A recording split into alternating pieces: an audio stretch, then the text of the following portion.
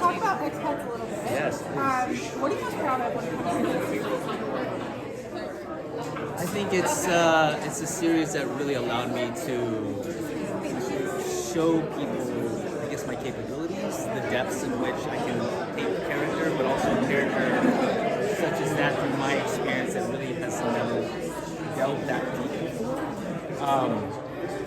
I think in the past I've only been allowed to play certain stereotypes and tropes, and this is the first time that I really was able to fulfill these particular instincts as far as the artists were concerned, and really delve as deep as we could as far as the circumstances and the context, and have a really full three-dimensional character.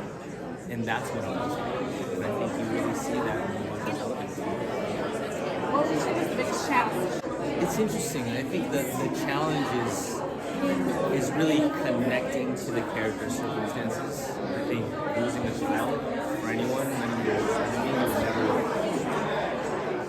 dream about it. It would be your worst nightmare. Or you would wish it upon you.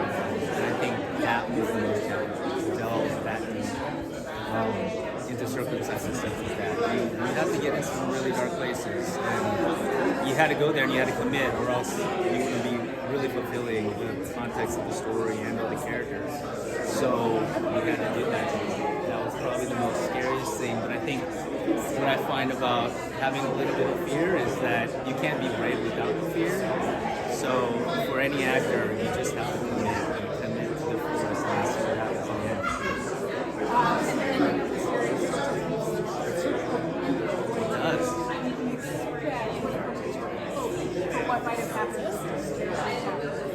Hope of what might have happened. Well, I know that I know that Margaret and Clark are still together. I know that they still love one another. They might be going through different paths at the same time, but eventually they'll find the correct course, whatever that might be. That's what I know. What I hope is that we find out what happens. I think that's the hope. I think that's what everyone's hope is.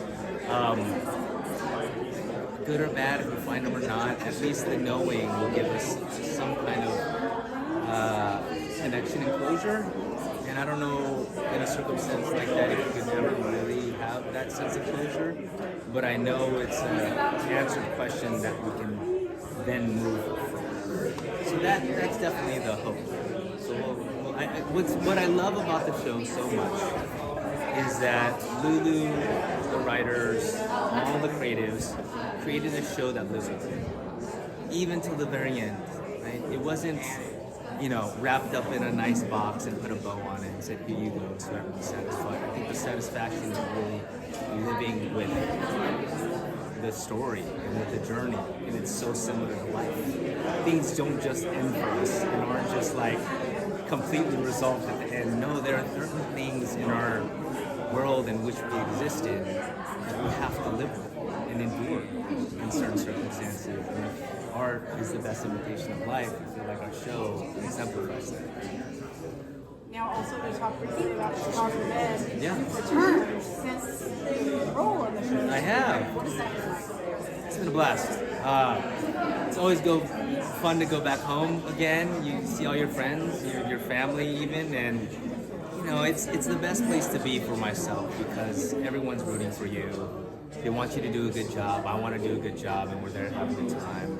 But it's home court advantage, right? I know where the balls are. I know what the plays are. I know my team members, and it's the closest thing that I feel.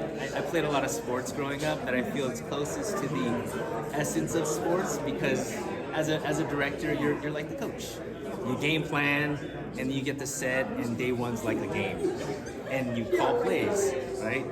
You take different takes, and you tell your DP what to do, and your actors and all this other stuff, and some are good, some aren't so good, some are touchdowns. So it's that exhilaration that I enjoy the most about directorship.